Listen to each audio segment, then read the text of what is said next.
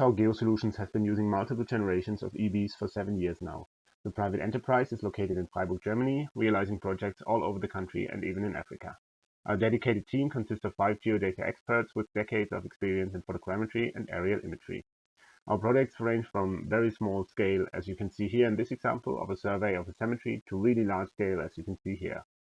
Our eBees help us to efficiently capture detailed and up-to-date geodata in 3 dimensions. We have been using eBees for a long time now, just about reaching the milestone of 1,000 successful flights. So let me give you a few insights into our existing project.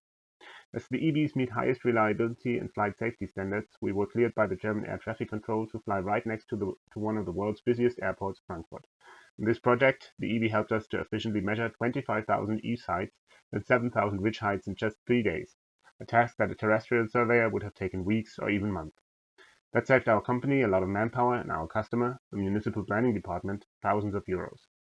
In some cases, we use multiple eBees at once to capture even larger areas. In this project, we produced a high-resolution orthophoto of an area of 43 square kilometers based on 18,000 images. So from now on, there is no need anymore for an expensive plane to capture the area, as we can achieve even better results tailored to the needs of our customers with our SenseFlight products.